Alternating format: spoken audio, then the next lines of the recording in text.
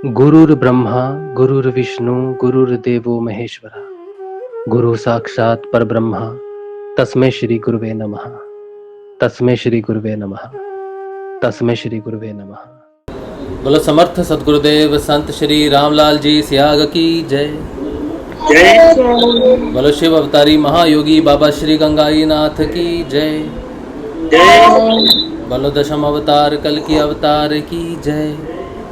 बोलो सनातन धर्म की जय। बोलो पलाना धाम की जय। बोलो जामसर धाम की जय। बोलो काजलवास धाम की जय।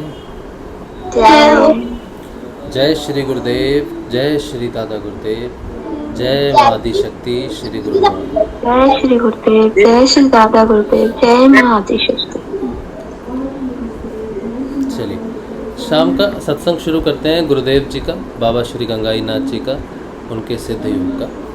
पहले नए साधकों के लिए थोड़ी बात करता हूँ, जो नए जुड़े हैं साधक गुरुदेव जी के सिद्ध योग से, या जो लोग जुड़ेंगे आगे फ्यूचर में और बाद में देखेंगे इस वीडियो को, उनके लिए थोड़ी सी जानकारी, शुरू की जानकारी ये है कि गुरुदेव सिद्ध योग की दीक्षा देते हैं। सिद्ध योग का अर्थ है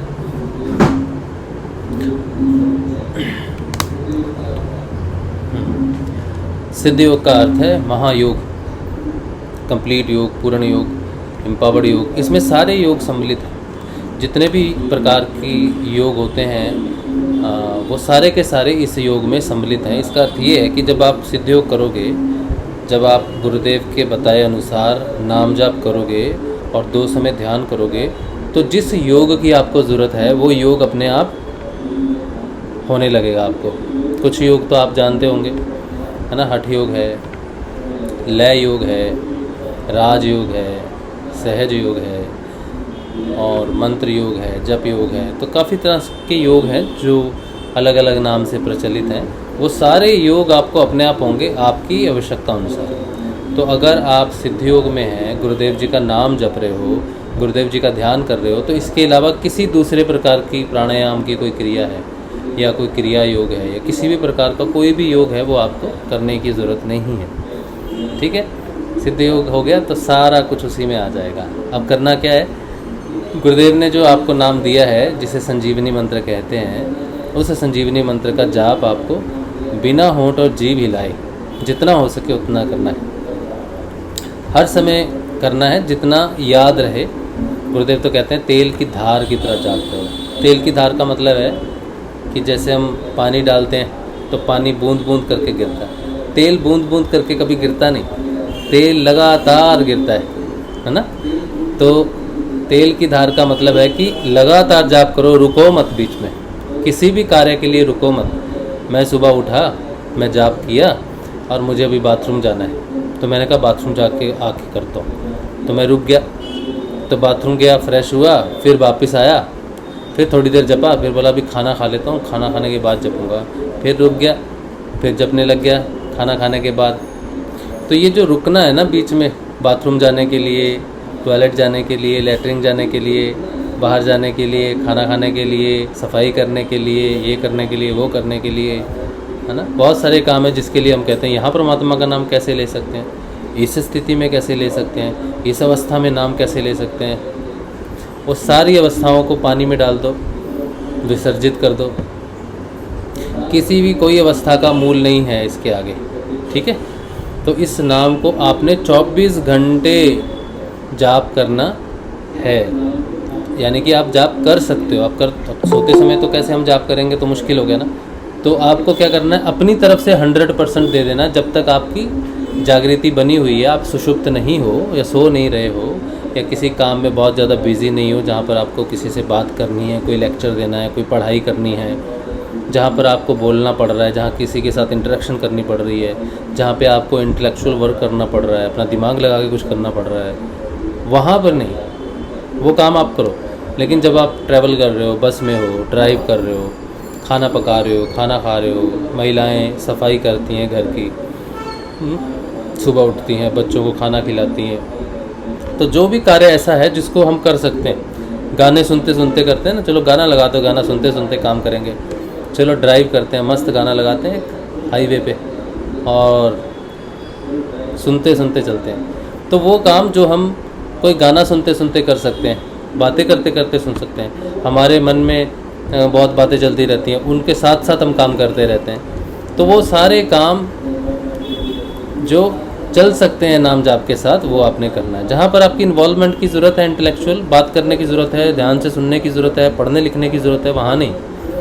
वहाँ आप गुरुदेव से प्रार्थना करोगे, गुरुदेव अभी मेरा पढ़ाई में ध्यान लगे, इस काम में ध्यान लगे, फिर मैं नाम जाप करता हूँ। तो जितना हो सके उतना आपने उसको जाप करना है। अब दूसरा प्रश्न उठता है कि कितना दिन जाप करें कि हमारी समस्याएं ठीक हो जाएंगी, या फिर कितना दिन करना है, क्या विधि है, क्या विधि है। तो इसके दिनों का हिसाब कुछ भी नहीं है, ये तो सारी उम्र चलने वाली चीज़ है। लेकिन आपको परेशान नहीं होना ये सोच के यार ये कैसे हो सकता है सारी उम्र चलेगी। तो गुरुदेव ने कहा ये जो सिद्ध योग है ना, इसमें स्टेप्स हैं, ठीक है, इसमें बदलाव आता है आपके अंदर। ऐसा नहीं है कि बचपन से जो आरती कर रहे हैं बुढ़ापे तक वो आरती चल रही है ना। इसमें क्या है कि 15-20 दिन अगर आप अच्छे से गुरु के प्रति समर्पित होके और इस नाम की महिमा जानकर इसको अगर लगातार जपोगे तो 15-20 दिन के अंदर आपको ए जपा जाप लग जाता है। ए जपा जाप का अर्थ है कि हमारा जो अंदर में है ना सिस्टम, अंदर के सिस्टम को कहते हैं अंतकरण, ठीक है, अंतकरण कहते हैं अंदर के सिस्टम को। तो जब हम नाम जपते हैं ना तो हमारे अंतकरण में वो चलने लगता है। अंतकरण में हमारे मन है, मन से मनन करते हैं। और मन क्या है? मन एक साधन है, ठीक है। जैसे मैंने कहा आज मेरी कुल्फ़ी खाने की इच्छा है, तो ये इच्छा और मन जो है ये कुल्फ़ी तक पहुंचने का साधन है। चल के तो पैर जाएंगे, है ना, चल के तो पैर जाएंगे। तो पैर क्या है? कर्मेंद्रियां है ना। तो आइसक्रीम आ गई, आइसक्रीम खानी है, आइसक्रीम ठंडी है, मीठी है, ये ज्ञान है, इसे कहते हैं ज्ञान इंद्रिया। तो ज्ञान इंद्रियां से कर्म इंद्रियां, कर्म इंद्रियां से अंतकरण, ये तीनों कनेक्टेड रहते हैं। तो जब हम नाम जप करते हैं ना, तो नाम जप करते करते अंतकरण में जो मन है जिसे साधन कहा गया है, साधन का मतलब है जैसे मुझे यहाँ से बाज़ार जाना है तो मैं साइकिल पे जाऊँगा, तो साइकिल क्या हो गया? साधन हो गया मेरे यहाँ से वहाँ जाने का। इसी तरह से मेरी चेतना को लोअर लेवल से हायर लेवल पे जाना है तो उसके एक साधन चाहिए, जाने का साधन चाहिए, वो साधन है मन। तो गुरुदेव कहेंगे आपको शुरू में क्या कहते हैं कि इस मंत्र का जाप आपको मन मन में करना है, बिना होंठ और जीभ हिलाए। जीभ को साधन नहीं बनाना है, होंठ को साधन नहीं बनाना है, क्योंकि जीभ और होंठ जो है ये बाहर है, अंदर का साधन नहीं है ये, है ना।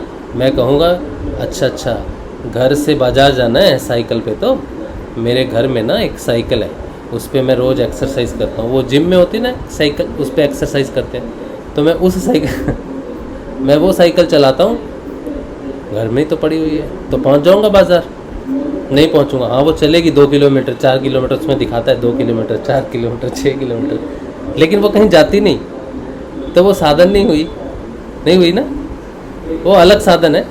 इसी तरह से होंठ और जीभ वाला जाप जो है वो एक अलग साधन है, और जो मन ही मन में जपना है वो एक अलग साधन है। तो हमारी जो चेतना है वो सारी जो ये बात हो रही है ना सिद्ध योग की, ये अंदर की बात है सारी।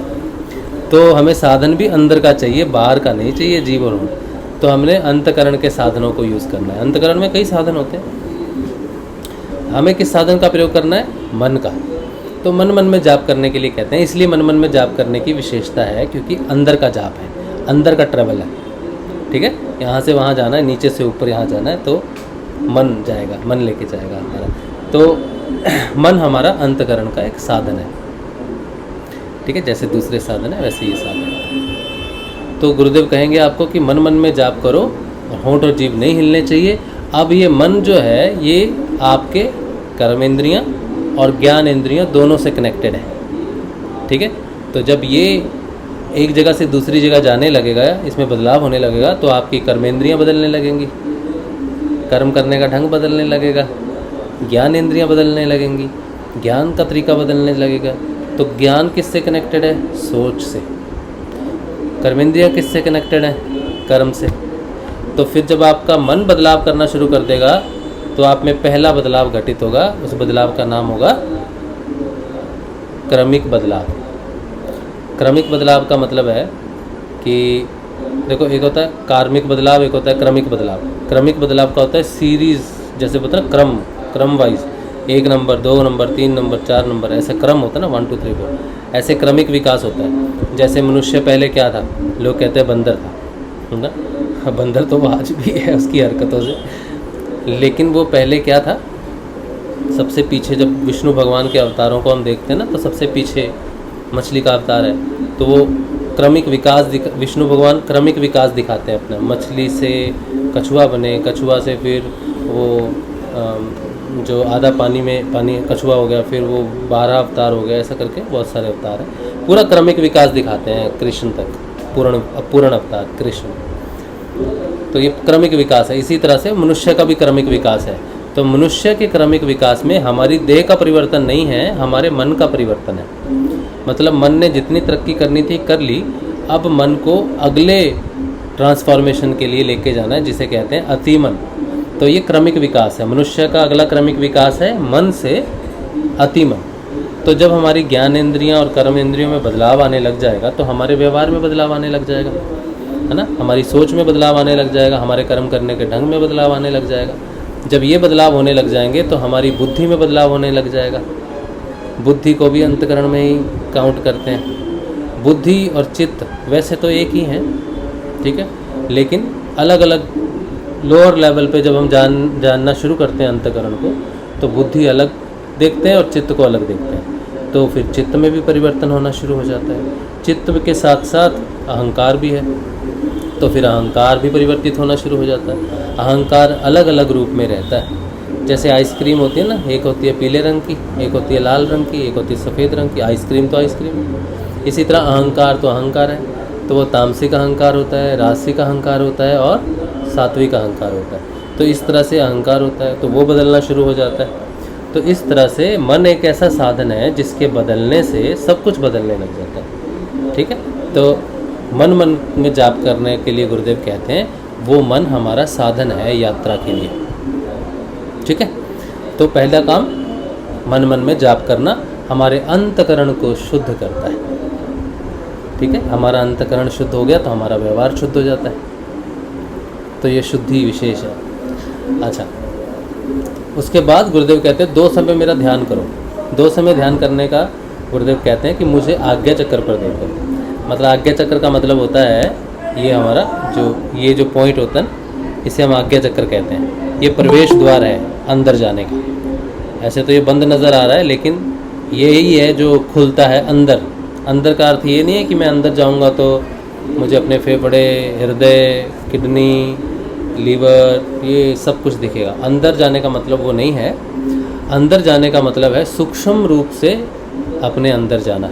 सूक्ष्म रूप से अंदर जाने का जो माध्यम है, जो रास्ता है, उसे कहते हैं सुषुम्ना नाड़ी।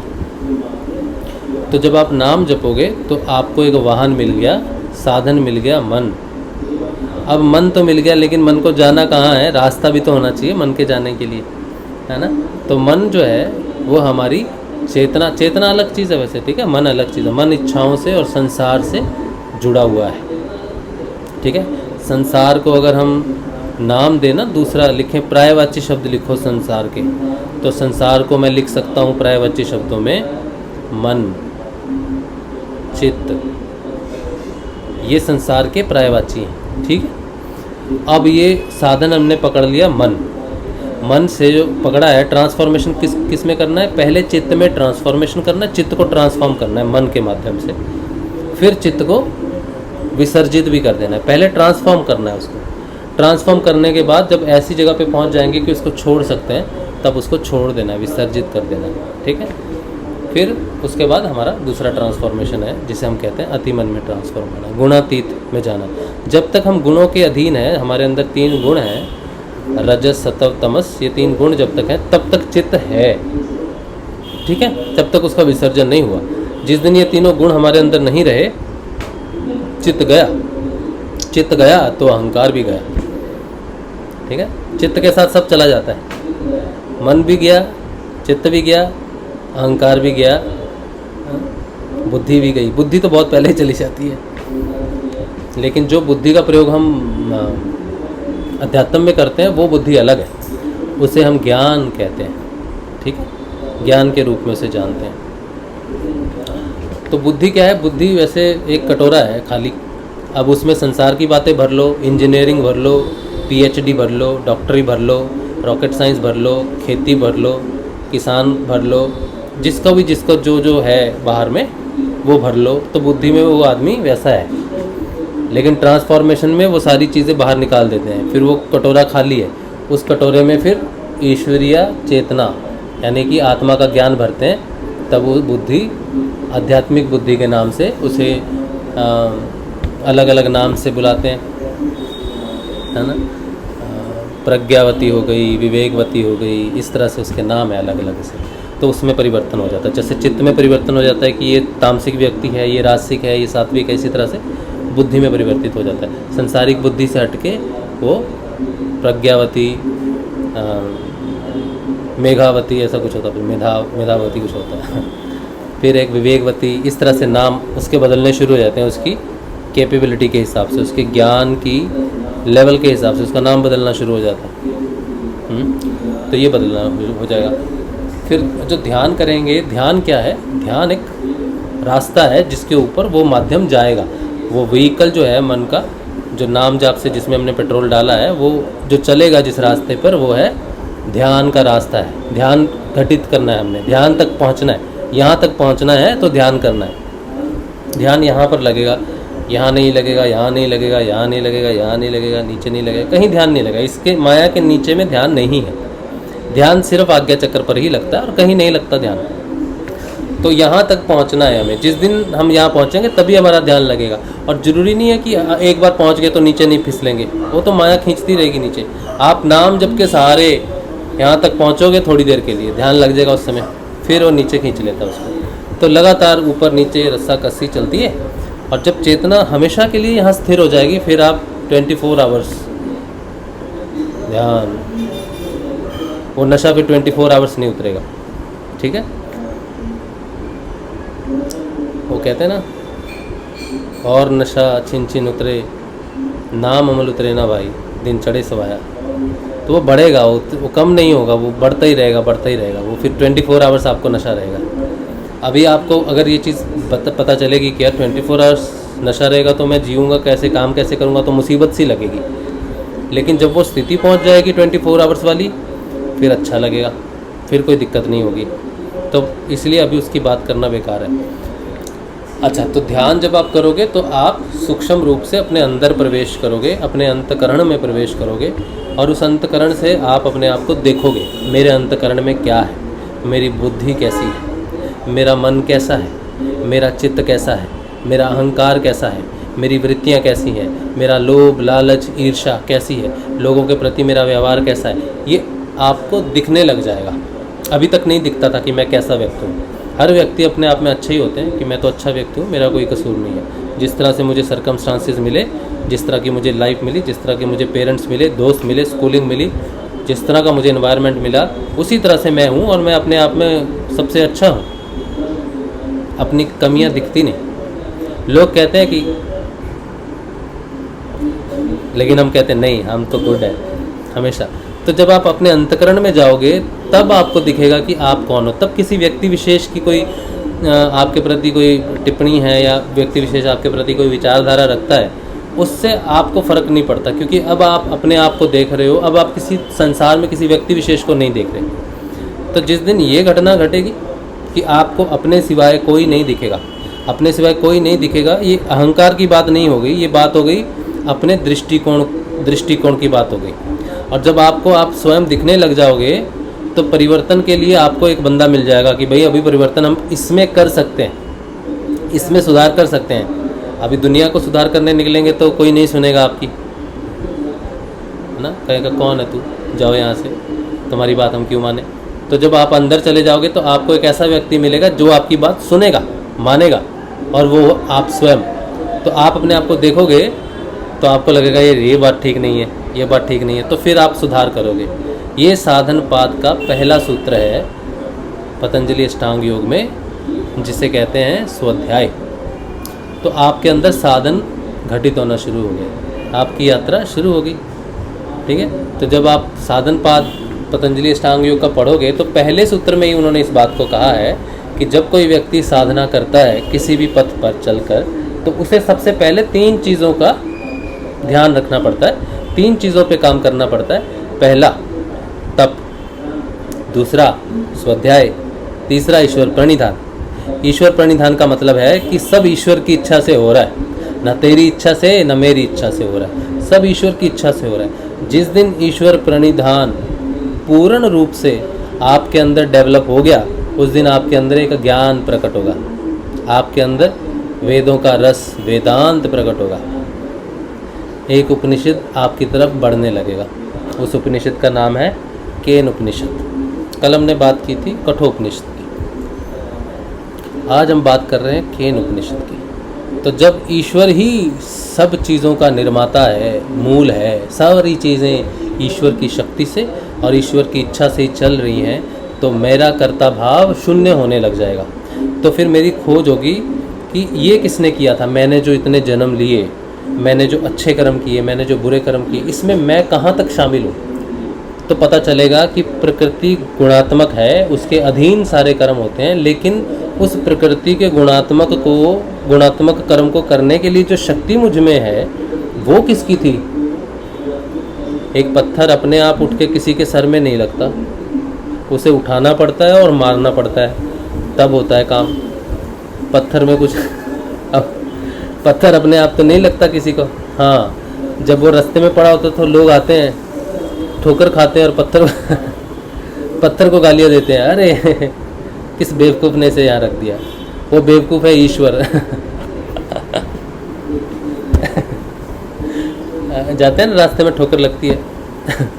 और सड़क अगर टूटी हो कहीं पर, सड़क में पैर लग गया, ठोकर लग गई, तो अगर किस बेवकूफ़ ने ये सड़क बनाई है, ये कहीं पत्थर पड़ा है हमने नहीं देखा, लग गई हमको। हाँ, तो हमें ठोकर लगी तो हमने कहा एक दूसरे की गलती है, मुझे ठोकर लगी। उसे पता था, उसने प्लानिंग किया था कि मैं इधर से निकलूँगा। अब कब का पड़ा है बेचारा पत्थर। अब ये ना पत्थर का कसूर है, ना उसको वहाँ पर रखने वाला का कसूर है, कसूर है आपका। लेकिन ये पता कैसे चला कि ये कसूर मेरा है? तो ये तब पता चलेगा जो व्यक्ति साधना करेगा, सिर्फ उसे ही पता चलेगा, सिर्फ उसे ही पता चलेगा कि ये कसूर मेरा ही है। तो जब ये पता चलेगा कि मेरा ही है, तो इसके साथ ही मेरे पुराने खाते खुलेंगे सारे, कि मैंने ये किया, मैंने वो किया, मैंने इसकी सहायता की, मैंने इसकी टांग खींची, मैंने इसकी प्रशंसा की, मैंने इसकी निंदा की, है ना, मैंने इसकी हेल्प की थी लेकिन इसको मैंने डुबोया था। ये सारे खाते खुलेंगे। अब ये गिल्ट बन के आएगा आपको, तब आपकी मदद करेगा आपका नाम जप, ध्यान और आपकी जागृति और आपका ज्ञान। तो आपको यहाँ ज्ञान होगा कि मैं शरीर नहीं हूँ, मैं प्रकृति से बना हुआ गुणात्मक शरीर नहीं हूँ, मैं शुद्ध चेतन आत्मा हूँ और मैं कुछ नहीं करता। इसीलिए जब आपकी जो चेतना है वो आत्म रूप में परिवर्तित होगी, व्यवहारिक रूप से, सामाजिक रूप की चेतना जब आत्मिक रूप में परिवर्तित होनी शुरू हो जाएगी, तब आप मुक्त होना शुरू हो जाओगे। आप संसार में रह के संसार के भोग विलास करते हुए उनके दुखों से और सुखों से मुक्त नहीं हो सकते। आप भोग कर सकते हो, ठीक है, लेकिन मुक्त नहीं हो सकते। मुक्त होने के लिए आपकी चेतना को आपके शरीर से आत्मा में प्रवेश करना पड़ेगा। आपकी चेतना को शारीरिक चेतना से आत्मिक चेतना में होना चाहिए। आप जिस दिन क्रोध को त्याग करोगे, इस शरीर में रह के नहीं कर सकते। आप शरीर में रहने का अर्थ है चेतना, मैं शरीर हूँ, ये चेतना है, ठीक है। तो आपकी चेतना आत्मा में, आत्म रूप में जाएगी, तब आप क्रोध को छोड़ सकोगे, काम को छोड़ सकोगे, ईर्ष्या को छोड़ सकोगे। सारी चीज़ें जो भी आसक्तियाँ हैं, त्रिगुणात्मक हैं, चित्त से जुड़ी हुई हैं, प्रकृति से जुड़ी हुई हैं, वो सारी की सारी तभी बदल सकती हैं जब आप अपना पाला बदलोगे, आप आत्म रूप में परिवर्तित हो जाओगे। तो आत्म रूप में परिवर्तित होने के लिए पहले आपको जानना पड़ेगा कि ये जो काम कर रहा है वो कौन कर रहा है, मैं किधर जाऊं, किसकी तरफ जाऊं जो सर्वशक्तिमान है। तो फिर आपके अंदर ये जो प्रश्न खड़ा होगा कि करने वाला कौन है, तब आपके अंदर में आपके अंदर जो परिवर्तन होगा, जो ज्ञान प्रकट होगा, जो वेदांत प्रकट होगा, वो केन उपनिषद, उसके माध्यम में अगर आप उसे पढ़ोगे ना तो उसमें गुरु और शिष्य की वाणी है। शिष्य के बहुत सारे प्रश्न हैं, डाउट है, ये कौन कर रहा, वो कौन कर रहा, ये कैसे हो रहा, वो कैसे कर रहा। तो गुरु उसकी सारी समस्याओं का और प्रश्नों का जवाब देते हैं। तो ये आपके अंदर भी प्रकट होंगे, क्योंकि आप भी तो शिष्य हो ना, तो आपके अंदर ये प्रश्न खड़े होंगे। तो आपके अंदर जब ये प्रश्न खड़े होंगे तब ये ज्ञान भी आपके अंदर ही प्रकट होगा, साक्षात्कार से होगा। तो साक्षात्कार करेंगे और वो पूरा उपनिषद का ज्ञान आपके अंदर ही प्रकट हो जाएगा, सारा का सारा। लेकिन आपको पता नहीं होगा कि ये जो ज्ञान प्रकट हो रहा है ये कहाँ का है, किस वेद से आया है, किस उपनिषद से आया है, गीता से आया है, कहाँ से आया है, ये आपको उस समय ज्ञान नहीं होगा। फिर जब ये पूरी तरह से प्रकट हो जाएगा पूरा, तब वो जहाँ भी होगी वो पुस्तक, वो वेद, वो उपनिषद, वो स्वयं आपके पास आ जाएगा, किसी न किसी तरह पहुँच जाएगा। तो आपको पता चलेगा कि मेरे अंदर से योग के साथ वेदांत प्रकट होने लग गया, मेरा योग सिद्ध होने लग गया। तो आपका हर परिवर्तन, जैसे जैसे चेतना अंतर्मुखी होगी और सुषुम्ना नाड़ी से ऊर्ध्व गति करेगी, ऊपर चढ़ती जाएगी, वैसे वैसे ज्ञान प्राप्त होगा। और जो ज्ञान प्राप्त होगा वो ऑलरेडी वेदों में है, ऐसा आपको जानकारी होने लग जाएगी। तब आपका योग सिद्ध होना शुरू हो जाएगा। तो जब आप नाम जाप करोगे तो मन को एक गति मिलेगी, वो एक साधन बन जाएगा और उसको एक डायरेक्शन मिल जाएगी ऊपर आने की, और रास्ता ध्यान क्रिएट करेगा, सुषुम्ना नाड़ी के माध्यम से जाएगा। अंधकार से शुरू होगी यात्रा, क्योंकि जहाँ पर हमारी चेतना है, जब गुरुदेव हमें जागृत करेंगे तो हम अंधकार में हैं। तो जो आत्मा है उसकी जो शुरुआत होगी यात्रा की, वो अंधकार से होगी। आंखें बंद करके आपको अंधकार नज़र आएगा और कुछ नहीं, ठीक है। लाइट अभी नज़र नहीं आएगी, या फिर इसको ये रोशनी दिखती है, उसको वो दिखती है, उसको कृष्ण दिखते हैं, उसको राधा दिखती है, उसको ये दिखते हैं, उसको वो दिखते हैं, वो सब सवाल बेकार है। तो आपकी चेतना जहाँ से शुरू होगी, आप फिर धीरे धीरे पहले आप में प्रश्न प्रकट होंगे। सीधा प्रकाश तो बहुत दूर है, सीधा प्रकाश प्रकट हो गया या सीधा दर्शन हो गए किसी भगवान के, इस अभिलाषा में नहीं बैठना।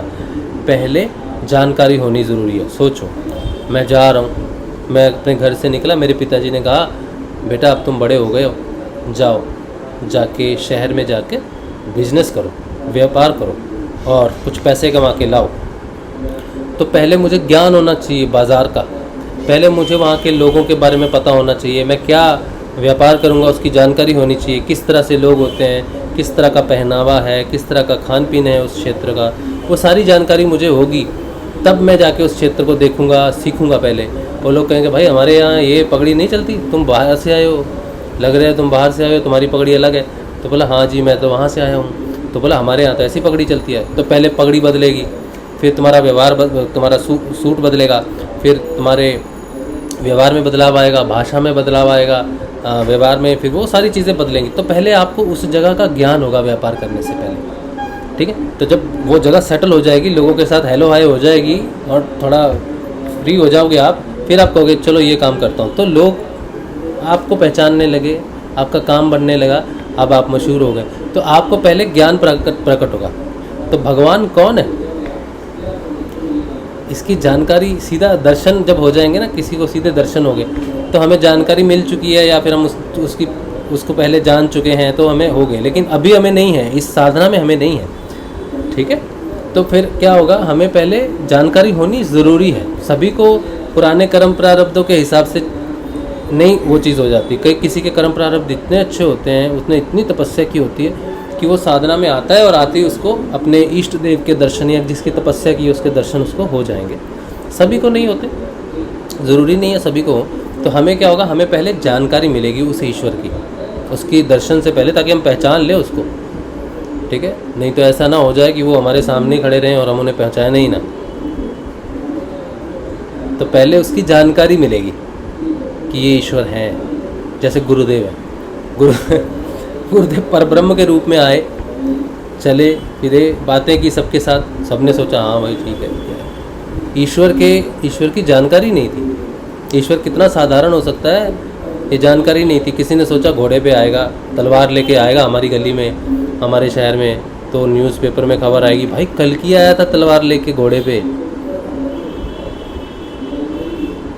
है ना। तो ये खबर ऐसे छपेगी नहीं, वो आएगा और आगे निकल जाएगा, किसी को पता भी नहीं चलेगा कि उसका घोड़ा कौन था, उसकी तलवार कैसी थी और उसने क्या किया है, ये बाद में पता चलेगा। 100 साल बाद पता चला गया उसके आने के बाद। और वो कल्कि थे वो तो हमारे गांव के हैं, वो तो हमारे यहाँ रहते थे, तो ये हो गया, हमने तो जाना था उनके बारे में। अच्छा, तो वो ऐसे आएंगे और पता भी नहीं चलेगा, लेकिन वो अपना बदलाव दे के चले जाएंगे हमेशा के लिए। तो पहले उस ईश्वर की जानकारी ज़रूरी है, और उसकी जानकारी तभी हो सकती है जब उसके नाम का सिमरण किया जाए, उसके नाम का जाप किया जाए। इसीलिए कलयुग केवल नाम आधारा, सुमिर सुमिर नर उतरी पारा। ओ नानक जी कहते हैं ना, नानक नाम जहाज जो चढ़े सो उतरे पार, है ना। तो जो नानक नाम जहाज पे चढ़ेगा वही पार उतरेगा, नहीं तो बहुत मुश्किल हो जाएगी। तो आपको नाम जाप करना है, आपको ध्यान करना है, इससे आपको उस शक्ति की जानकारी प्राप्त होगी जो सबके पीछे है, जो सारे कार्यों के पीछे, आपके सारे कर्मों के पीछे जो कर्म शक्ति थी वो ईश्वर की है, जो आपके प्राणों के पीछे प्राण शक्ति थी वो ईश्वर की है, जो आपकी इच्छा के पीछे इच्छा शक्ति थी वो ईश्वर की है। इस तरह से आपके अंदर वो उपनिषद प्रकट होगा जिसका नाम है केन उपनिषद। केन का मतलब है कौन, ईश्वर कौन है। तो ईश्वर की जानकारी होगी, वो आपके अंदर से होगी, आपको अपने अंदर पता चलेगा उसकी महानता का, उसके कार्य का, सबका। गुरु की जानकारी आपको अंदर से मिलेगी सारी।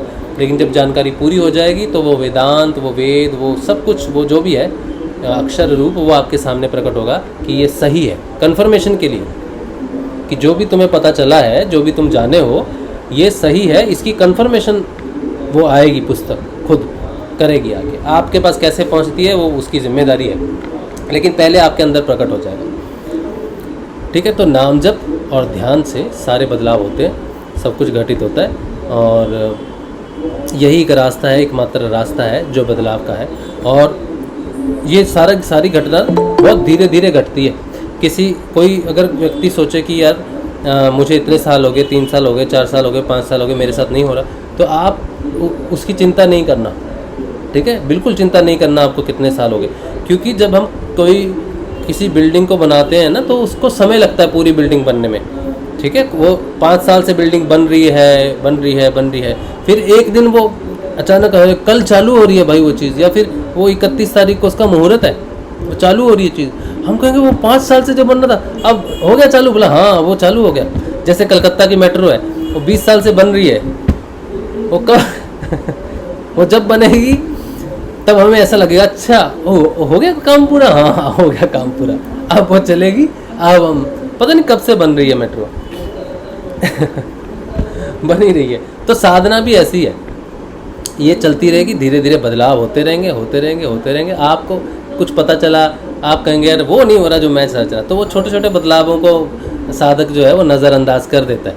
वो जब गुरु के प्रति उसका प्रेम में पड़ जाना, गुरु के प्रति श्रद्धा हो जाना, गुरु को ना छोड़ पाना, और गुरु की लगन लगना, गुरु की बात सुनना, अनुभूतियाँ सुनना, बस गुरु की बात पता चल जाए, तो उसको ये चीज़ें पता नहीं चलती कि वो जुड़ गया।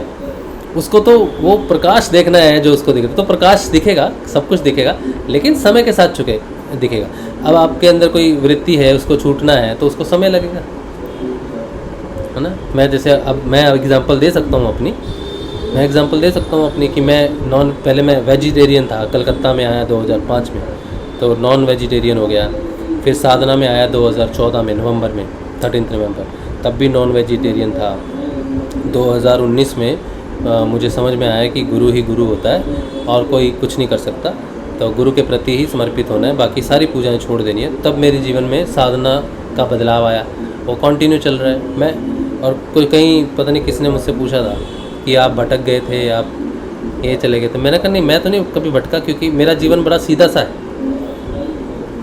सीधा सा जीवन रहा है मेरा साधना का। मैंने शुरू किया 2014 में नवंबर में, और मैंने गुरुदेव का नाम जपा। मुझे बहुत जल्दी यह जपा जाप लग गया था, लेकिन इसकी जानकारी मुझे नहीं हुई।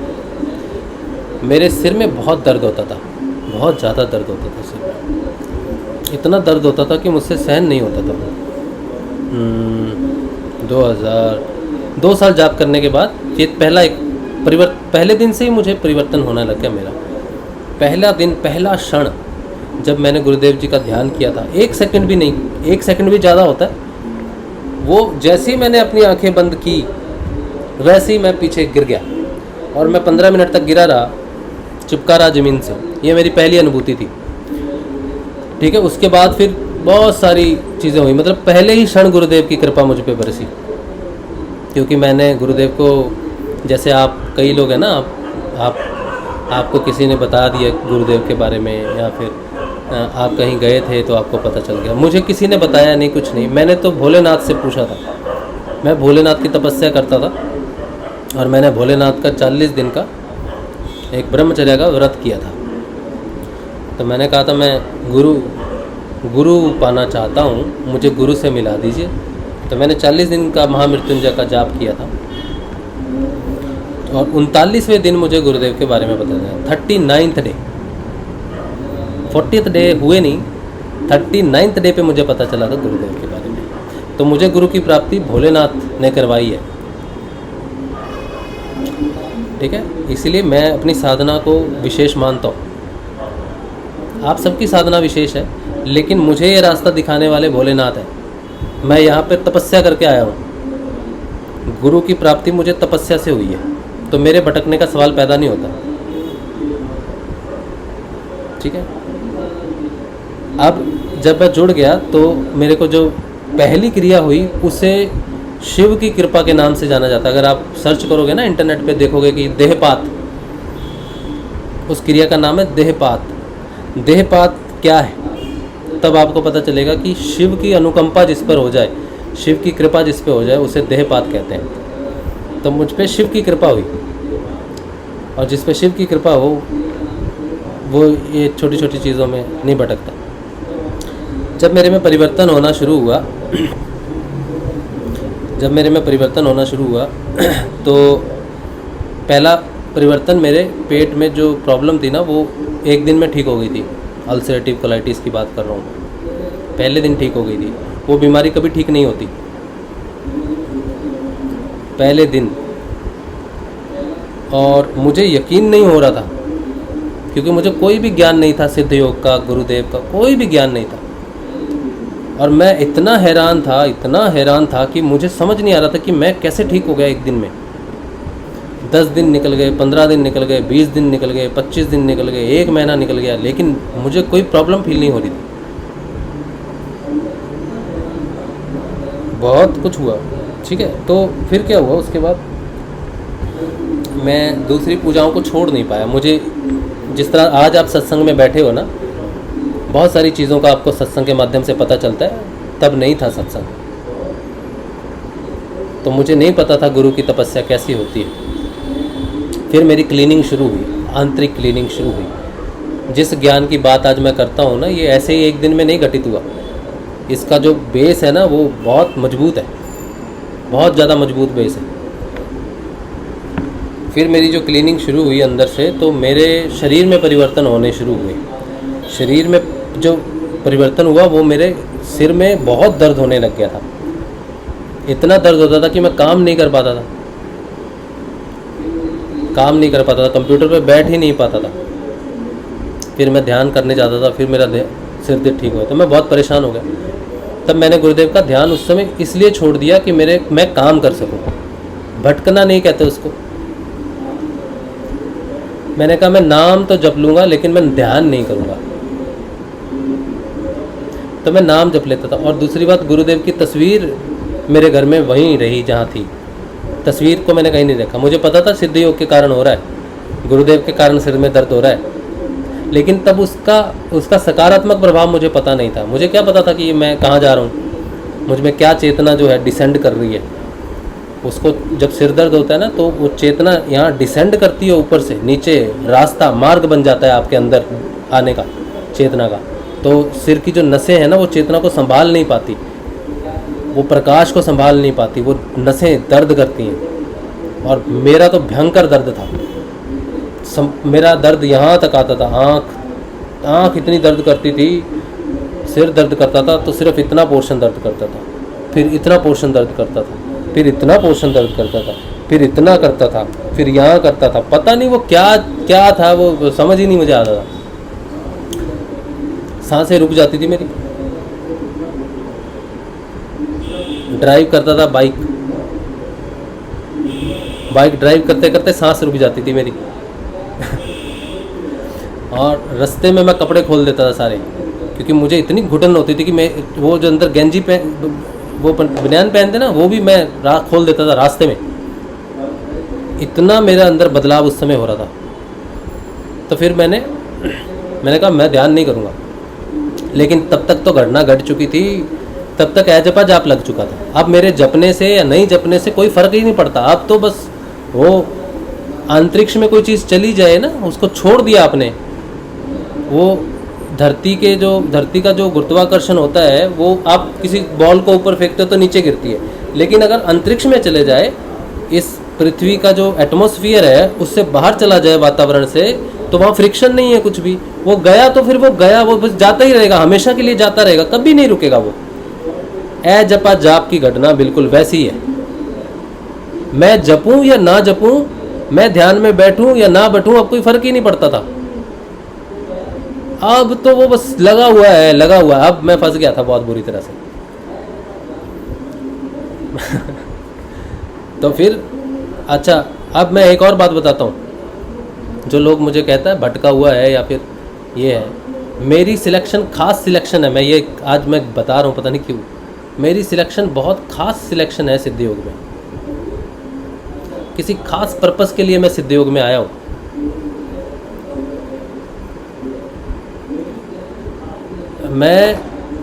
जब मैंने ध्यान करना छोड़ दिया था, तब एक रात को गुरुदेव के जाने से पहले, ये बात मैं पहले भी बता चुका हूँ, मैं फिर से बता रहा हूँ। कुछ लोग नए जुड़े होंगे, शायद नहीं भी जुड़े तो कोई बात नहीं, आज मन कर रहा है बताने का।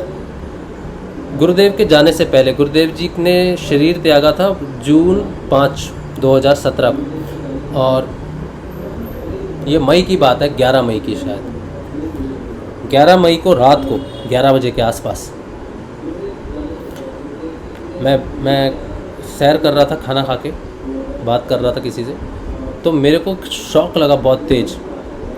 मेरे को यहाँ से लेकर मेरी जीभ तक कोई बिजली गिर जाती है किसी के ऊपर में, वो लगा मुझे। और वो लगा तो फिर मेरी जीभ कांपने लगी, मैं बात नहीं कर पा रहा था। अभी मुझे पता कुछ नहीं था उस समय। तो मैंने कहा कि मैंने सोचा मेडिकल प्रॉब्लम है, कोई हो गया कुछ काम, आज ख़त्म है काम। तो रात को वो हो गया, फिर सब ठीक भी हो गया, पर मेरे को डर बैठ गया मन में। वो बस 1 सेकंड के लिए हुआ, 1 सेकंड के लिए हुआ बस। उसके बाद वो ठीक हो गया 1-2 मिनट में।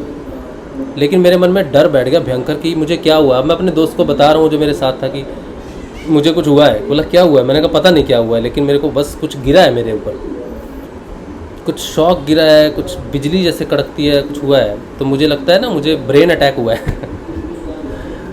अब मुझे समझ ही नहीं आ रहा मैं क्या बताऊँ उसको। मैंने कहा बस यहाँ से गिरा है और यहाँ तक आया है, बस इतना ही है, जीभ तक ही आया बस, और शरीर में नहीं गया। तो बिजली सी लगी मुझे। तो मैंने कहा, बोला क्या करना है फिर? मैंने कहा हॉस्पिटल चलते हैं। बोला आप ठीक दिख रहे हो, बिल्कुल बात सी हो रही, सब कुछ ठीक है, जाना ही है आपको? मैंने कहा हाँ जाना ही है, कुछ तो हुआ है, पर क्या हुआ है ये हॉस्पिटल चलते हैं। तो हॉस्पिटल में हम प्राइवेट हॉस्पिटल तो नहीं जा पाए, गवर्नमेंट हॉस्पिटल था वहाँ। गवर्नमेंट हॉस्पिटल में मेरे को लिटा दिया उन्होंने स्ट्रेचर पर, और कोई मुझे देखने नहीं आ रहा। तो मुझे इस बात से बड़ा गुस्सा आया कि मैं मर रहा हूँ और मुझे कोई देखने नहीं आ रहा। तो मैंने वो डॉक्टर नर्स थी उसको मैं चिल्लाया, मैंने कहा ये क्या हॉस्पिटल है आपका, एक आदमी यहाँ पे मर रहा है। बोले तुम लग तो नहीं रहे, तुम मरने वाले लग तो नहीं रहे। मैंने कहा आप चेक करोगे तो पता चलेगा ना। तो उन्होंने अपना वो लगाया, प्रेशर व्रेशर चेक किया, सब किया, टेस्ट किया। बोला भागो यहाँ से। मैंने कहा क्या हो गया? बोला भगा दी। उन्होंने यही शब्दों का यूज़ किया, बोला भागो यहाँ से, इमरजेंसी में आ जाते हैं कहाँ से। मैंने कहा क्या हुआ है बताओ? बोला तुम्हारा प्रेशर जो है वो 140 हो गया है, इसके सिवा कुछ नहीं हुआ है। और वो 140 इसलिए हुआ क्योंकि मैं बहुत ज़्यादा डरा हुआ था, डर की वजह से मेरा प्रेशर 140 चला गया बस। इसके अलावा उनको कहीं कोई कुछ नहीं मिला। बोला कुछ नहीं हुआ, सब ठीक है, रनिंग वेल एंड गुड। और उन्होंने मुझे समझ लो धक्के दे के निकाला है वहाँ से। क्योंकि मैं आ नहीं रहा था, क्योंकि मुझे लग रहा था कि बहुत बड़ी चीज़ कुछ हुई है और मैं बता नहीं पा रहा हूँ और उनको कुछ मिल नहीं रहा है। तो फिर मेरा दोस्त कह रहा अब घर चलते हैं, काफ़ी टाइम हो गया है। फिर उन्होंने मुझे एक टैबलेट दी थी, प्रेशर की दी थी, बोला ये दवाई खा लो ना तो बस। तो मेरा दवाई खाने को मन ही नहीं हुआ, मैंने खाया तो मैंने उल्टी कर दी, उसमें फेंक दिया मैंने कहा ये दवाई मेरे लिए नहीं है, ये दवाई वो नहीं है जिसकी मुझे ज़रूरत है। तो फिर मैं वापस आया। अब जब मैं वापस आया हूँ तो रात को मुझे नींद आएगी तो कैसे आएगी, नहीं आएगी नींद, क्योंकि मैं डरा हुआ हूँ। और मैंने कहा कि सुबह मैं किसी और डॉक्टर को दिखाऊंगा, रात काट लेता हूँ किसी तरह। तो रात को मैं आसन लगा के बैठ गया और मैंने महामृत्युंजय का जाप शुरू किया, जो मैं पहले करता था, गुरुदेव से पहले करता था। और आंखें बंद करके महामृत्युंजय का जाप 2 बार करता था, तीसरी बार गुरुदेव का मंत्र चलने लगता था, बहुत तेज़ चलने लगता था। तो फिर मैं आंखें खोलता था, फिर मैं माला पकड़ी, मैंने माला से जपूंगा, कैसे जपूंगा, कुछ भी जपूंगा, लेकिन महामृत्युंजय ही जपूंगा। और 2 बार 3 बार जपता था और अंदर से संजीवनी मंत्र चलने लगता था जोर जोर से। इतना परेशान हो गया, मैंने बहुत देर तक कोशिश की, 20-25 मिनट या आधा घंटा या 1 घंटा, कितना था पता नहीं मुझे, लेकिन मैंने बहुत डेस्परेटली कोशिश की कि मैं महामृत्युंजय जाप करूं, क्योंकि बचा तो सिर्फ महामृत्युंजय सकता है और कोई मंत्र बचा नहीं सकता, ऐसी मेरी धारणा थी। तो मैं नहीं जप सका और अंत में मैंने डिसाइड किया कि अगर अच्छा चलो गुरुदेव का ही मंत्र चल रहा, कोई तो चल रहा है ना, मंत्र जपते जपते ही जाएंगे तो यही सही। फिर मैंने वो जपा रात भर और सुबह होते होते मुझे कब नींद आई मुझे नहीं पता। तो मैंने वो जपा मंत्र उस समय डर के मारे। फिर सुबह मैं पहुंचा हनुमान जी के मंदिर। मैंने पूछा यहाँ से सबसे विशेष मंदिर कौन सा है जो जागृत हो? बोले हनुमान जी का वहाँ है। मैं गया हनुमान जी के मंदिर, मैंने हनुमान जी से कहा, मैंने कहा आज बचा लो मुझे कुछ हुआ है, मुझे ये नहीं पता मुझे क्या हुआ है। तो मैंने कहा कोई विशेष पूजा होती होगी यहाँ पर, कोई किसी तरह से करते हैं विशेष पूजा? बोले हाँ, इनको हार चढ़ता है, हार पे आप राम लिखो। तो मैंने कहा अच्छा, तो मैंने कहा कितना बार लिखना है? बोला 1000 बार लिख दो, 1001 बार लिख दो। तो मैंने पेन, कागज, धागे सारा कुछ ले लिया, जिससे बांधेंगे सब करेंगे। बैठ गया मैं और मैं लिखता गया राम राम राम राम राम, जय श्री राम जय श्री राम जय श्री राम लिखता गया 1001 बार। पता नहीं मेरे को 3-4 घंटे लग गए छोटी छोटी स्लिप पे लिखने के लिए। वो वहाँ के लोग आए, देखने लग गए, बोले क्यों, कौन है, कहाँ से है, लग तो नहीं रहा, तमिलियन तो नहीं लग रहा। कहाँ? तमिल में था मैं तो, तमिलनाडु में था मैं तब। और ये यहाँ की घटना नहीं है, तब मैं टूर पे था तमिलनाडु में, एक जॉब के सिलसिले में गया हुआ था। तो वो बोल रहा है ये तमिलियन तो नहीं लग रहा है, ये कर क्या रहा है इतनी देर से? तो सारे लोग आए, कोई पानी पिला रहा है, मुझे कुछ कर रहा है। भाई कहाँ से आया, क्या परेशानी? मैंने कहा बड़ी परेशानी है, अब तो बस हनुमान जी हैं और कोई नहीं है। मैंने 1001 बार नाम लिखा, जय श्री राम, और फिर उनको दिया, वहाँ पे माला पहनाई, उन्होंने तिलक विलक लगाया, धागा वागा, हनुमान जी का सूत्र बांधा, ये से बोला अब तुम ठीक हो जाओगे, कोई चिंता नहीं। मैंने कहा बीमारी कुछ नहीं है, पर डर बैठ गया बहुत बुरी तरह से मृत्यु का। फिर मैं वहाँ से गया डॉक्टर के पास। मैंने डॉक्टर से कहा डॉक्टर मुझे कुछ हुआ है, चेक करो। तो उन्होंने चेक किया, 8 बार चेक किया, सब चेक किया, बोला कुछ नहीं हुआ। मैंने कहा रात को मुझे ऐसा लगा ये कोई सिम्टम है, कुछ बीमारी हो सकती है, कुछ ऐसा हुआ है। बोले नहीं ऐसा तो कुछ नहीं सुना हमने, ऐसा तो कुछ नहीं है। तो कोई कंक्लूजन नहीं निकला। अब मैं पहुंच गया जॉब पे। जब मैं जॉब पे पहुंचा हूं तब मेरी चेतना जैसे मेरे शरीर को छोड़ गई। अब मेरा किसी काम में, कोई काम में मेरा इतना इम्पोर्टेंट जॉब था वहाँ पर, और मैं बिल्कुल डेड हो गया। मतलब चेतन रूप से मैं शरीर को छोड़ दिया मेरी चेतना ने, ऐसा मुझे लग रहा था। और मैं मानसिक रूप से बीमार हो गया बहुत, मृत्यु भय से। अब मैं मानसिक रूप से बीमार होना शुरू हो गया बहुत ज़्यादा, कि मृत्यु मृत्यु मृत्यु दिखने लगी। सांस, वो फिर प्राण मेरे रुकने लगे। फिर मैंने इमीडिएटली मैंने कहा अब मैं कंटिन्यू नहीं करूँगा, मैं जा रहा हूँ। बोला क्यों जा रहे हो, सब ठीक है क्या है? मैंने कहा नहीं, अब मैं नहीं रुक सकता, अब कोई काम मैं कर नहीं सकता। फिर मैं वापस आया हूँ कलकत्ते 1 महीने तक मैं उस चीज़ में, वो चेतना ने मुझे 20 दिन, 15-20 दिन शायद की बात है,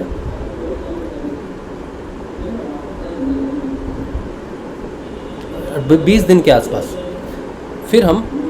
फिर जब जून शुरू हुआ, जून का 1 तारीख होगी शायद, 1 तारीख जून को मुझे गुरुदेव की चिंता होने लगी बहुत ज़्यादा। मैं गुरुदेव से कभी मिला नहीं, कभी कोई संपर्क नहीं, कभी गया नहीं, कभी नहीं पता। बड़ी इच्छा थी कि गुरुदेव से मिलूँ जाके, लेकिन कभी हो नहीं पाया ऐसा। 1 जून को मुझे गुरुदेव की बड़ी चिंता होने लगी। ऐसा लगा कि गुरुदेव शरीर छोड़ देंगे। ये मैं सच्ची घटना बता रहा हूँ आपको।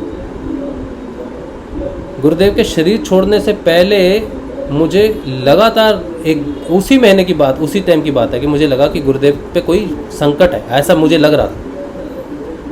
और मैं व्याकुल हो गया था बहुत ज़्यादा, और आंतरिक मन से रोने लग गया कि गुरुदेव चले जाएंगे, गुरुदेव चले जाएंगे। ये आज मैं पहली बार बता रहा हूँ आप सबको।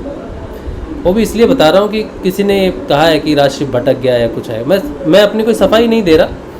मैं सिर्फ उन लोगों को बता रहा हूँ जो लोग मुझसे स्नेह करते हैं, मुझसे प्रेम करते हैं और मुझे ठीक ठाक साधक मानते हैं, गुरुदेव का बच्चा मानते हैं। उनके लिए कह रहा हूँ कि आपके मन में कोई भी संदेह कोई प्रकट करे तो आपको मेरा पक्ष पता होना चाहिए। मैं सिर्फ अपना पक्ष रख रहा हूँ, बाकी दुनिया से कोई विद्रोह कुछ नहीं है। जैसा वो कह रहे हैं भगवान उनको सदगति या जो भी बख्शना है बख्शे, लेकिन मैं आपको अपने चहितों को, अपने प्यारों को, अपने भाइयों को, अपनी बहनों को बता रहा हूँ मेरी कंडीशन पर, मेरा पक्ष बता रहा हूँ, ताकि आप हमेशा याद रखें इसको।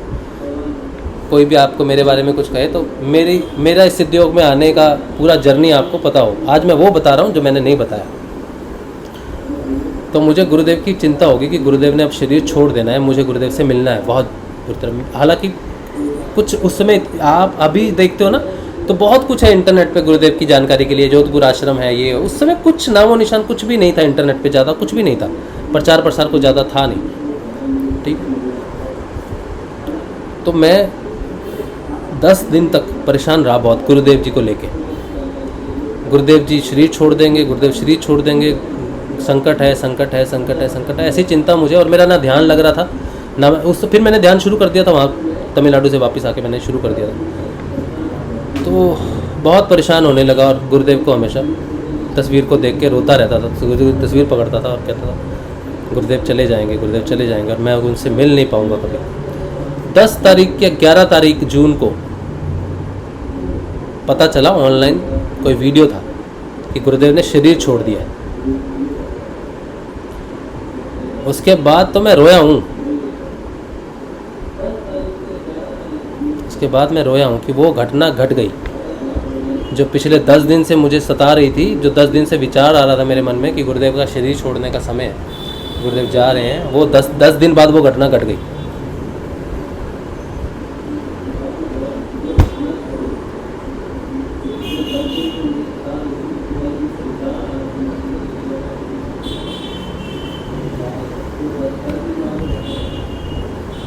तो मैं रोया बहुत उस समय, लेकिन अब कुछ नहीं हो सकता। ये जो मई 11 तारीख को मेरे साथ घटा,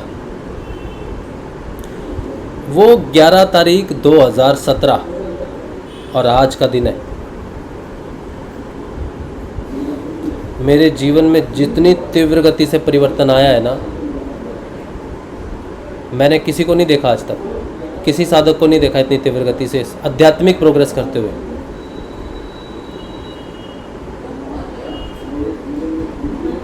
आप इसको कुछ भी कह लो, लेकिन जो मैंने देखा अपनी साधना में परिवर्तन, और ऐसे ऐसे परिवर्तन है जो मैं आपको बोलता नहीं खुल के, ऐसी ऐसी चीज़ें हैं जो मैं आपको बोलूँगा तो आप समझ नहीं पाओगे इस चीज़ को, तो मैं बोलता नहीं, रखता हूँ, अभी बोलूँगा, सही समय आने पे बोलूँगा।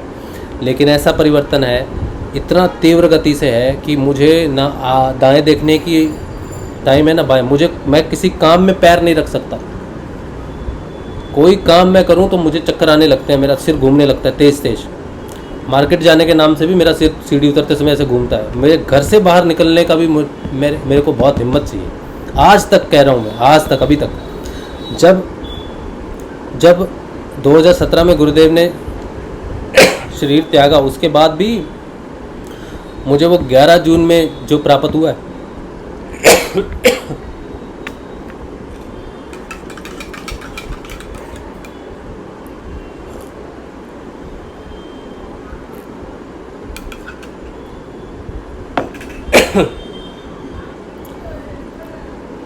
आध्यात्मिकता क्या होती है मुझे ज्ञान नहीं था उस चीज़ का।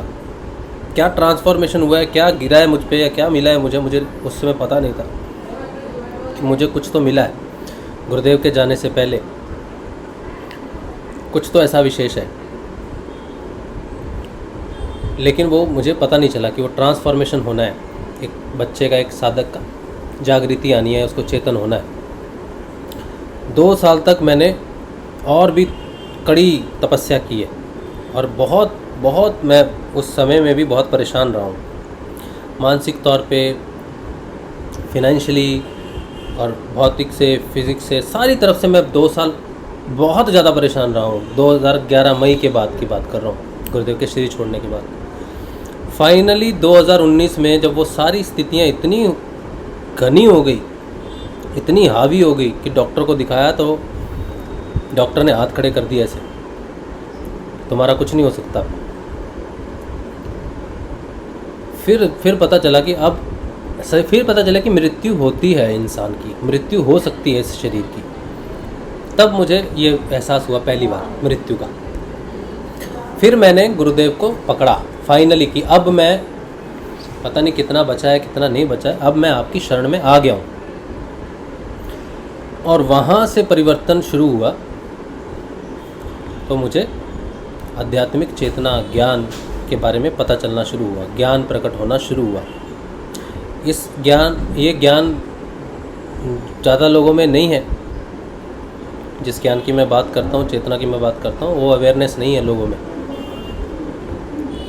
इसका विरोध करते हैं लोग, ईर्ष्या करते हैं। विरोध मतलब ईर्ष्या करते हैं। और उतना स्नेह लोग नहीं करते मुझसे जितना लोग मुझसे ईर्ष्या करते हैं, सिर्फ इसलिए कि मैं चेतना की बात करता हूँ, जागृति की बात करता हूँ, ज्ञान की बात करता हूँ। इस बात से ईर्ष्या करते हैं कि वो नहीं कर सकते, जो बात मैं कर सकता हूँ वो नहीं कर सकते, ये ईर्ष्या करते हैं। फिर 2021 में प्रभज्योति नाम की एक साधिका आती है हमारे सेशन में।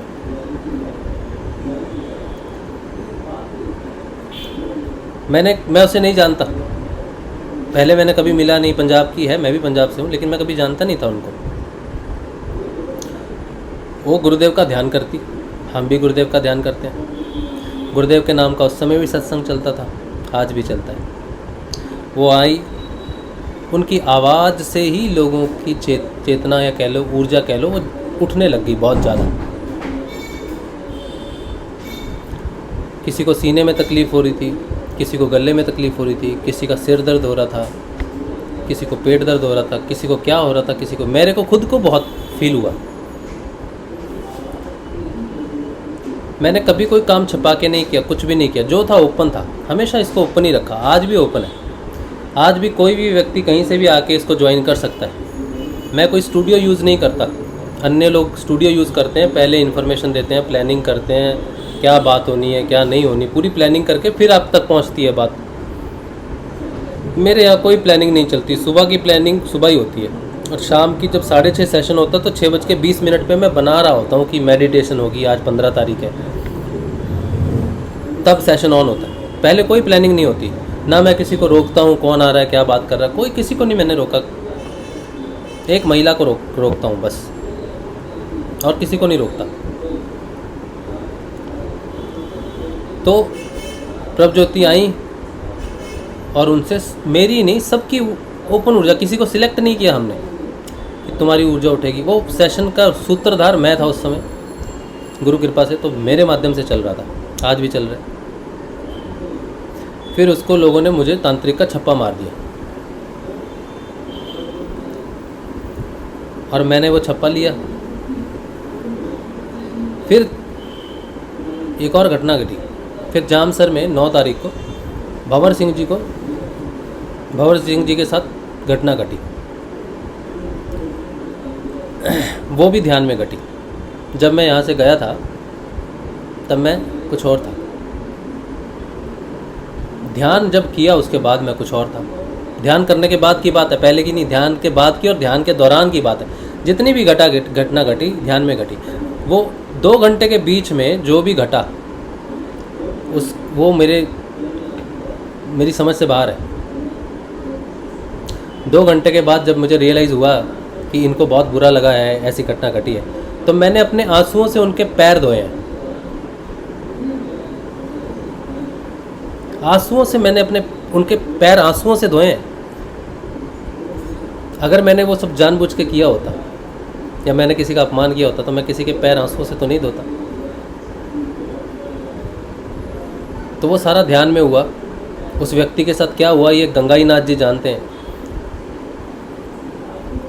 मैं नहीं जानता। मैं तो माध्यम रहा, आज भी माध्यम ही हूँ, तब भी माध्यम ही था। लेकिन इन चीज़ों को बहुत ही गलत रूप से प्रोजेक्ट किया गया है। फिर जो प्रभज्योति आई तो वो भी गई थी हमारे साथ, जामसर गई, काजलवास गई, सब जगह गई है। उस जामसर जाने के बाद वो जो ऊर्जा उठ रही थी वो सारी बंद हो गई। उसके बाद नहीं उठी ऊर्जा। ये ऊर्जा उठी और क्यों उठी पता नहीं। और जामसर जाने के बाद प्रभज्योति भी गई, हम सब भी गए, वो बंद हो गई। उसके बाद नहीं उठी, किसी की भी कोई प्रभाव नहीं। ये सारा मेरे मेरे मेरे कहीं से भी कोई प्लानिंग में नहीं था। ये सब अपने आप घटा है। सिद्ध योग में मुझे गुरुदेव ने खींच खींच के लाए हैं, पकड़ पकड़ के लाए हैं, धोबी पटका मार मार के लाए हैं, थप्पड़ मार मार के लाए हैं, लाते घुसे, जो भी कर लो आप। गुरु जितनी पिटाई कर सकता है वो मुझे खींच खींच के लाया है यहाँ पर। बाबा गंगाई नाथ और गुरुदेव खींच खींच के लाए हैं। मेरी स्थिति 5 साल की थी ऐसी कि मैं आ नहीं रहा था, मेरे को पीट पीट के लाए हैं।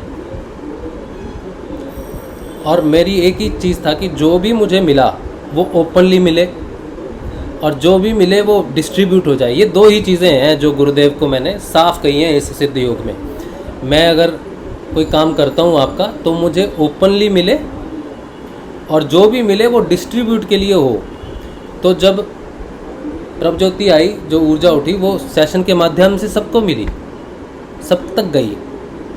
किसका भला हुआ किसका नहीं हुआ मुझे नहीं पता, किसी को नुकसान हुआ इसका भी मुझे पता नहीं। जो हुआ वो सेशन में हुआ और जो घटना जामसर में घटी वो भी लाइव ही घटी। ये मेरी तरफ से मैंने अपना पक्ष रखा है सिर्फ इसलिए कि कुछ लोग बार बार ये प्रश्न पूछते ही जा रहे हैं, मुझे मैसेज करेंगे, कुछ करेंगे या फ़ोन पे पूछेंगे कि क्या हुआ क्या हुआ। अब ये बात मैं एक और कह दूं कि ये बात मैं सार्वजनिक रूप पे आखिरी बार कह रहा हूँ। इसके बाद ये चैप्टर मेरी लाइफ में कभी नहीं खुलेगा, मैं इसकी बात कभी नहीं करूँगा।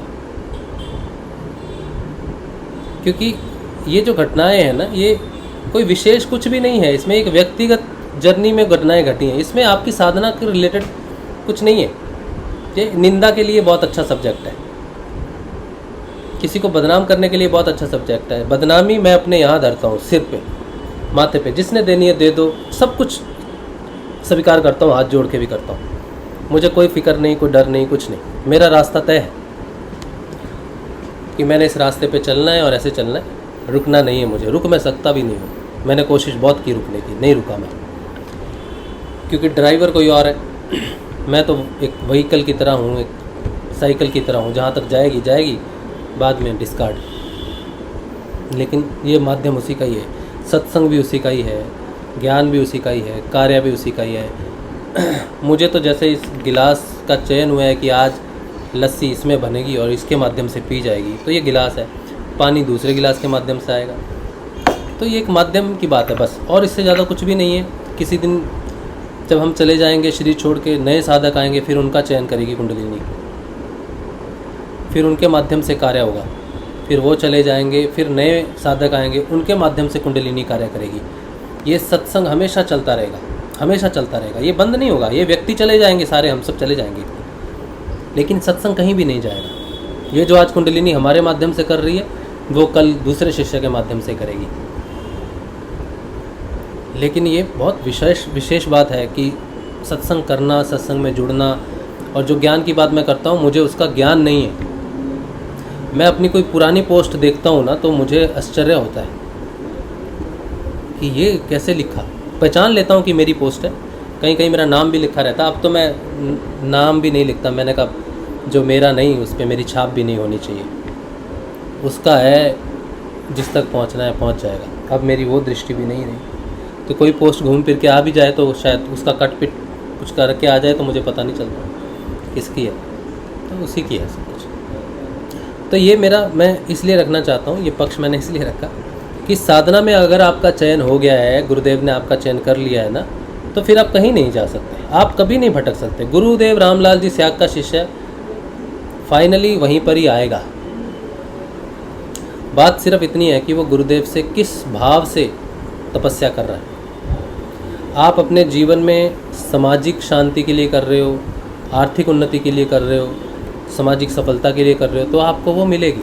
मेरी कोई ऐसी मनोकामना नहीं है, ना मैं चाहता हूँ कि मेरी कोई आर्थिक पहाड़ महल बन जाए, घर बन जाए, या मैं सुखी हो जाऊँ, मेरी ऐसी कोई नहीं। या सामाजिक रूप में मेरी प्रतिष्ठा हो जाए, या सामाजिक रूप से मैं बहुत बड़ा कोई व्यक्ति बन जाऊँ, मुझे जानने वाले, ऐसी भी कुछ नहीं है। सामाजिक रूप से, शारीरिक रूप से कोई भी चाह नहीं है मेरी, इस समय कोई चाह नहीं है। मेरी सिर्फ एक ही चाह है कि आध्यात्मिक उन्नति होनी चाहिए, वो मिलना चाहिए जिसका तूने प्रॉमिस किया है, जिसका आपने कहा है कि तुझे रोग मुक्त नहीं, तुझे जीवन मुक्त करने आया हूँ। तो मेरी कामना सिर्फ उस यात्रा की है। मेरे जीवन में आज इस समय साक्षात कृष्ण है, साक्षात है। मेरी साधना में मैंने पाया है कृष्ण को। इसे भी लोग भटकना कहते हैं, मूर्ति खरीद ली है, कान्हा को खरीद लिया, लेकिन वो लोग ये जानते नहीं कि वो मूर्ति नहीं है, वो कौन है, वो वही है, वो उसका मूल स्वरूप है जो परिवर्तन करता है, जो ट्रांसफॉर्मेशन करता है, जो तत्व है ना, जिसे कृष्ण तत्व कहते हैं, जो परिवर्तन करता है। गुरुदेव आपको उठाते हैं, ट्रांसफॉर्मेशन कृष्ण करता है, कृष्ण के अलावा कोई ट्रांसफॉर्म नहीं करता। गुरुदेव का एक रूप है आपको उठाने का, दूसरा रूप है कृष्ण का। तो गुरु रूप में वो हमें उठा रहे हैं, लेकिन ट्रांसफॉर्मेशन कृष्ण करता है, उनका कृष्ण स्वरूप करता है। गुरुदेव का ही स्वरूप है कृष्ण, मूल स्वरूप गुरुदेव का कृष्ण है। गुरुदेव का अवतार उन्होंने सिर्फ हम तक पहुंचने के लिए लिया है।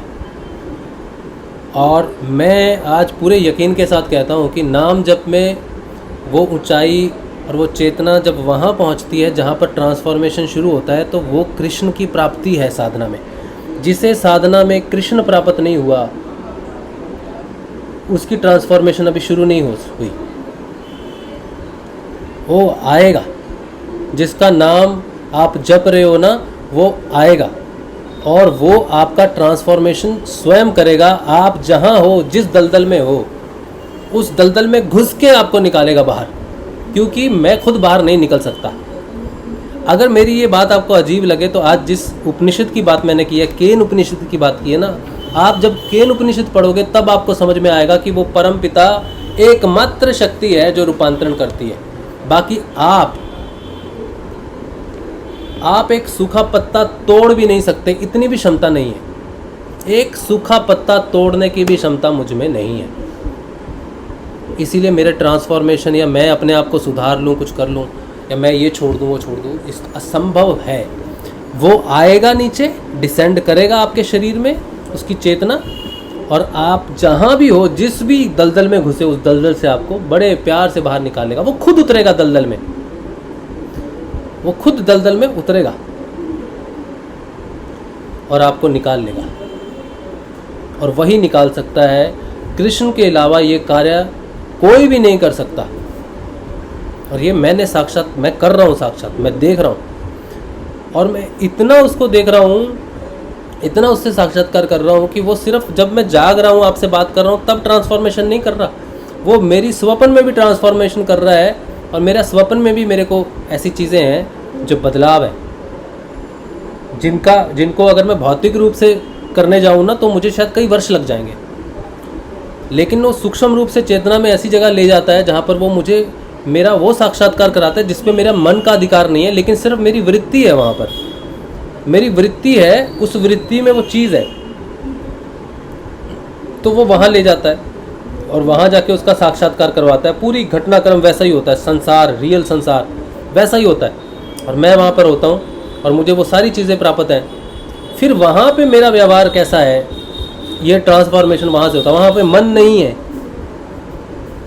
वहाँ पे मन नहीं है, वहाँ पे जगत जरूर है। विश्व जरूर है, लेकिन मैं क्या हूँ, मेरी वृत्तियों के साथ हूँ मैं। और फिर मैं देखता हूँ कि मेरा व्यवहार बदल गया वहाँ पर। पहली बार जब लेके गया तो मेरा व्यवहार अलग था, दूसरी बार लेके गया तो व्यवहार बिल्कुल अलग हो गया। और जब मैं जाग रहा हूँ वहाँ से, उस सिचुएशन से जब मैं बाहर आ रहा हूँ, तो मैं वो चीज़ को देखता हूँ कि वो चली गई, वो चीज़ छूट गई, वो वृत्ति निकल गई। इतना सूक्ष्म ट्रांसफॉर्मेशन है, इतनी अच्छी अच्छी घटनाएं घट रही हैं जब से कान्हा वो स्वयं आया है, कृष्ण स्वयं आया है। ट्रांसफॉर्मेशन है, इसको भटकाव नहीं कहते। और जिनके जीवन में ये ट्रांसफॉर्मेशन होगा नहीं, वो इसको भटकाव कह सकते हैं। लेकिन मैं अपने पूरे होशो हवास में कहता हूँ, 2014 13 नवंबर को मैं गुरुदेव से जुड़ा, उसके बाद मैंने न दायां कदम रखा, न बायां कदम रखा, न पीछे। और आगे जो कदम रखवा रहा है वो भी पराशक्ति ही रखवा रही है। तो ये मैं आपको सिर्फ जानकारी के लिए कहता हूँ कि जो भी लोग कहते हैं कि मैं भटक गया हूँ या भटक गया था या ये था या वो था, जो भी हुआ लाइव हुआ, ओपन हुआ, कोई प्लानिंग नहीं की, कभी नहीं की। आज भी कुछ घटित होता है, सेशन में कोई आता है, बात करता है, कोई ऊर्जा उठाता है, कुछ भी करता है, वो उसके भरोसे। मैं सिर्फ सत्य के साथ चल रहा हूँ। जो मुझे जहाँ लगता है वो सत्य नहीं है, मैं उसे छोड़ देता हूँ, मैं खुद अपना किनारा कर लेता हूँ। जो व्यक्ति झूठ है, जो व्यक्ति बनावटी है, या जो व्यक्ति किसी चीज़ को क्रिएट करने की या ओवर रिएक्ट करने की कोशिश करता है, या कुछ गलत क्रिएट करने की कोशिश करता है, या मुझे ही झाड़ पे उठाने की कोशिश करता है, मैं उससे किनारा कर लेता हूँ।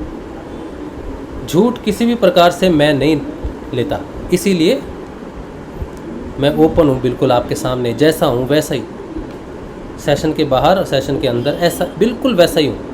कोई प्लानिंग नहीं है मेरी सेशन के पहले, सेशन के बाद में, किसी से कुछ बात की प्लानिंग किसी से भी नहीं, लाइव डायरेक्ट था। ये मेरी साधना, यही मेरा जीवन है, ऐसा ही मेरा व्यक्तित्व है। कोई झूठ नहीं है मैंने पाला हुआ, कोई दिखावा नहीं या कुछ छुपाना नहीं। अगर मुझे अपना कोई दुख, अपना कोई रोग दिखता है, या अपनी कोई आसक्ति दिखती है, या कोई दरिद्रता दिखती है, या अपना कोई रोग दिखता है, या अपनी कोई ख़राब चीज़ भी दिखती है, तो मैं पलट के सामने रख देता हूँ, क्योंकि मुझे स्वयं उससे बचना है, ना कि उसमें घिरना है। तो उससे निकलने का एक ही रास्ता है कि उसको बाहर निकाल के सबके सामने रख दिया जाए, क्योंकि निंदा उस वृत्ति की है, आत्मा की निंदा नहीं हो सकती। शरीर की निंदा हो सकती है, वृत्तियों की निंदा हो सकती है, लेकिन आत्मा की निंदा नहीं हो सकती। इसीलिए सब कुछ सबके सामने होना चाहिए, अगर मुझे सचमुच आत्म रूप में स्थापित होना है तो। यही मेरा दृष्टिकोण है साधना के प्रति। तो ये जो बात आज मैंने कही है, ये अब कोई मुझसे पूछे ये सेशन देखना, ठीक है, क्या हुआ क्या नहीं हुआ, उसको आज मैं मट्टी में गाड़ दिया मैंने हमेशा के लिए। ये मेरी अभी तक की जर्नी है। अगर मेरी साधना इतनी ही विशेष किसी के लिए है कि एक ही पॉइंट को बार बार कुरेदा जाए, बार बार लोगों के सामने रखा जाए, तो ये सेशन मेरा एक प्रति उत्तर है बस। इसके अलावा मैं अपना समय, अपनी साधना का समय, अपने सत्संग का समय, अपने जीवन का समय और व्यर्थ नहीं कर सकता इन चीज़ों पे, इन लोगों पे। ठीक है, तो ये किस्सा हमेशा के लिए आज ख़त्म हो जाना चाहिए। चलिए, तो ये था अब तक का। और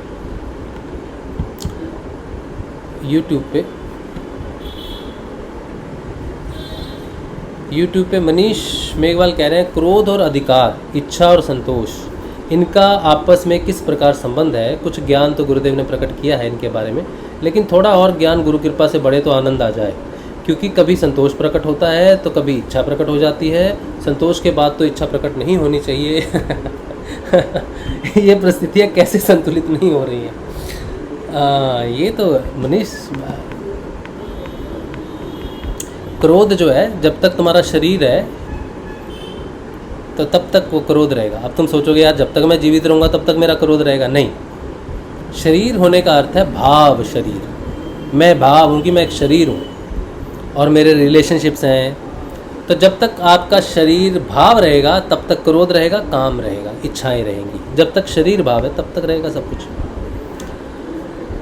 संतोष की बात ऐसी है कि संतोष जब प्रकट होता है तो सारी चीज़ों में प्रकट हो जाता है, लेकिन ज़रूरी नहीं है संतोष आपको एक ही बार में पूर्ण रूप से स्थापित हो जाए। तो संतोष प्रकट जरूर होगा, लेकिन वो उसकी स्ट्रेंथ धीरे धीरे बढ़ेगी। वृत्तियों के साथ संतोष परिवर्तित होता है।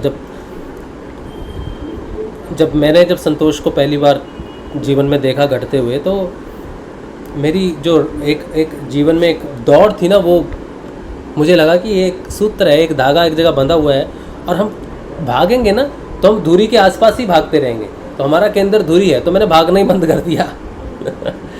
ये संतोष है, ठीक है। और दूसरा होता है कि एक्सपेक्टेशन होती है कि मुझे ये चीज़ मिल जाए तब मैं ये करूँगा, ये करूँगा तो ये करूँगा। जो कर सकते हो अभी इसी समय कर सकते हो वही करना है। कुछ ये मिल जाएगा तब मैं करूँगा, ऐसा कुछ भी नहीं है। तो संतोष आपको एक जगह स्थिर कर देता है, समय, जगह और ये आप क्या हो इससे मुक्त कर देता है। मतलब समय से और जगह से जो मुक्त करता है वो संतोष है।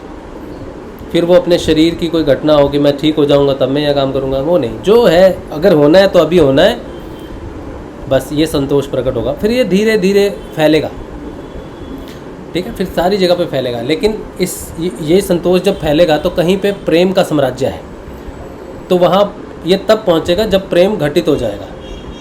कहीं पे भक्ति का साम्राज्य है तो वहाँ ये पहुँच के अपना राज्य तब करेगा। पहले भक्ति प्रकट हो जाएगी तब संतोष उसमें जाएगा, ठीक है। फिर ज्ञान है, ज्ञान का साम्राज्य है, वहाँ संतोष पहुँचेगा तो ज्ञान प्रकट होगा तब उसमें प्रवेश करेगा। तो ये जो चीज़ें हैं वो धीरे धीरे आपके अंदर डेवलप होंगी ना, तो संतोष का साम्राज्य वैसे ही सबके साथ मिल मिल के फैलता रहेगा। तो भक्ति में संतोष हो जाएगा, प्रेम में संतोष हो जाएगा, ज्ञान में संतोष हो जाएगा, खाने पीने में संतोष हो जाएगा। इसे कहते हैं वृत्तियों का शांत होना। तो संतोष एक वृत्ति से दूसरी वृत्ति में चला जाएगा, दूसरी से फिर पहली वृत्ति में चला जाएगा, फिर पहली से वो बिल्कुल सब चीज़ें ख़त्म हो जाएंगी और वो संतोष आनंद में परिवर्तित हो जाएगा। हर जगह, हर समय, हर कंडीशन में, हर अवस्था में सिर्फ शांत है कि मैं ईश्वर के गोदी में हूँ, ऐसा फाइनल संतोष हो जाएगा। चाहे दुखी हूँ, चाहे सुखी हूँ, चाहे भूखा हूँ, चाहे प्यासा हूँ, चाहे प्रशंसनीय हूँ, चाहे निंदन, कैसा भी हूँ, गुरु जी की गोद में हूँ, ईश्वर की गोद में हूँ, ऐसा फाइनल हो जाने के बाद सबसे मुक्ति है। एक बड़े विशेष संत हैं, वो संत एक जगह गए, उन्होंने बहुत बड़ा कार्य किया, लोगों को भगवान से जोड़ा, बहुत लोगों को। तो लोगों ने उनसे कहा कि आप कितने महान हो, आपने वो कार्य कर दिया जो वो स्वयं नहीं कर सके, धरती पे आके जो वो स्वयं नहीं कर सके वो आपने कर दिया। तो उन्होंने कहा ये आप कैसी बात कर रहे हो, जो भी हो रहा है, जो भी कर रहा है वो ईश्वर ही है, उसके बिना तो हम सूखा पत्ता भी नहीं तोड़ सकते। करने वाला वो है, ये कभी नहीं भूलना, वो सारे उसका माध्यम है, तो वो वही ईश्वर है जो कर रहा है। इतनी बात उन्होंने कही तो एक व्यक्ति आया और उनको गालियां देने लग गया, जोर गालियां, मतलब बहुत इंसल्ट करने लग गया। मतलब वो जैसा लोग कह रहे थे तो वो उसको वैसा ही गालियां देने लग गया कि तुम ये बन गए, तुम वो बन गए, तुम महान बन गए, ये बन गए, ऐसा बहुत उनकी निंदा की। लेकिन वो जो संत हैं उनका भाव जैसा प्रशंसा में था, उन्होंने कहा नहीं, सब करने वाला ईश्वर है। और जब निंदा हो रहा था तो करने वाला ईश्वर है। निंदा भी ईश्वर ही करके चेक करता है कि सच में तू है कंट्रोल में कि नहीं है। निंदा कोई व्यक्ति नहीं करता आपकी, वो तो उस कर्म के माध्यम से बेचारा फंसा हुआ है, उसको तो यूज़ किया, अपना माध्यम बनाया ईश्वर ने। लेकिन आप तक कोई हवा गर्म भी पहुंच गई तो वो ईश्वर की इच्छा से पहुंची है कि वो चेक करना चाहता है कि गर्मी लग रही है या सर्दी लग रही है अभी भी, या अभी भी तो क्या कंडीशन है। तो हम जिस कंडीशन में पहुंच जाएं जहां पर वो न दुख है न सुख है, वो संतोष आनंद है, ऐसी स्थिति। तो जब तक तो रस्सा कस्सी चलेगी मनीष, संतुलित होने में आपको परिस्थितियों का सामना करना पड़ेगा। और संसार से अच्छा कोई मैदान हो नहीं सकता। तो इस संसार में आपको बार बार वो परिस्थितियाँ प्रकट होंगी, आपके मन में होंगी, आपके व्यवहार में होंगी, आसपास में होंगी। तो उसका बार बार टकराव होगा। बार बार जब आप रेडी हो जाओगे, बैलेंस हो जाओगे, फिर स्थिरता आ जाएगी। एकदम से तो नहीं आएगी, वो तत्व आपको प्राप्त हो जाएगा, संतोष नाम का तत्व आपको प्राप्त हो जाएगा। लेकिन उसकी परीक्षा भी तो देनी पड़ेगी कि हाँ तुम वो बढ़ेगा ना दिन ब दिन। ठीक है, तो ये है। अच्छा, और कोई? बस इतना ही है। चलो, बहुत अच्छी बात है। तो आज का सत्संग यहीं पे रखते हैं, गुरुदेव की शरण में रखते हैं सत्संग। उम्मीद है कि थोड़ी सी जानकारी आपको मिली हो किसी चीज़ के बारे में। ठीक है, अब हम मिलेंगे सुबह के ध्यान में 6:30 बजे। जय श्री गुरुदेव, जय श्री दादा गुरुदेव, जय श्री गुरु माँ, जय श्री।